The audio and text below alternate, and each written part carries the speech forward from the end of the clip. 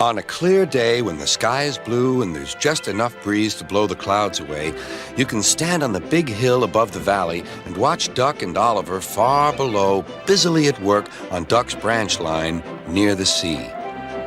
The two engines are very proud of their matching coats of gleaming color. Oliver often talks about the time that Douglas saved him from scrap.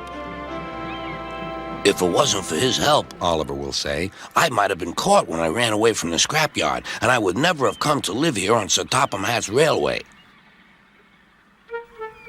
The other engines all wanted to know about Oliver's adventures. Amazing, remarked Henry. Oliver, said James, has resource. And sagacity, put in Gordon. What does that mean, whispered Percy. I think, replied Thomas, it's about being clever and wise. He is, finished Gordon, an example to us all. I'm sorry to say that Oliver became very puffed up in the smoke box. Henry says I'm amazing. He's right. He whistled as he swooshed along the line. One day, Sir Topham Hatt came to see him. You are doing well. Now you must learn how to look after freight cars. Every wise engine knows that you cannot trust freight cars. The other engines warned Oliver, but he took no notice.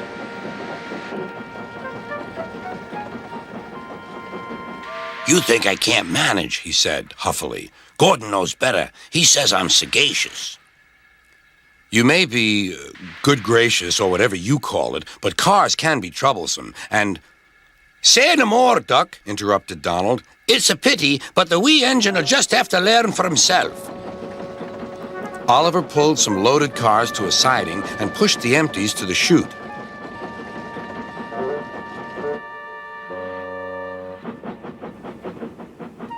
Then he came back to take the loaded cars away. But they were comfortable and didn't want to move. What right has he to poke his funnel in here? We want Duck. Or Donald.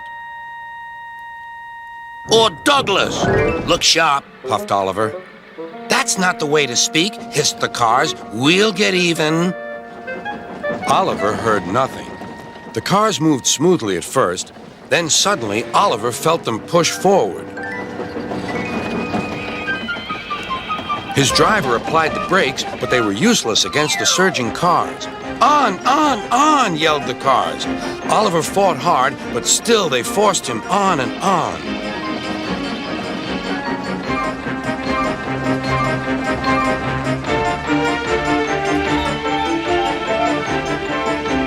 At last, the cars grew tired.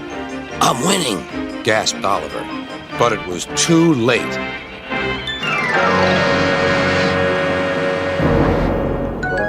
Oliver lay bruised and bemused, bunker down in the turntable well.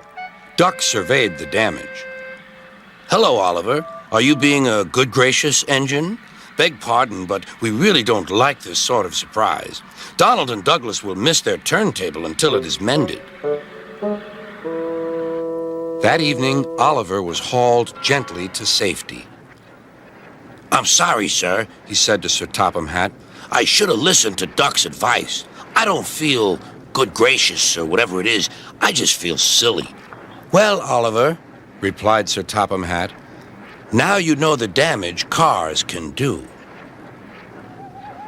Yes, I do, sir. I look like a load of scrap iron. Oh, I don't think so, laughed Sir Topham Hatt. But you do need to go to the works to be mended.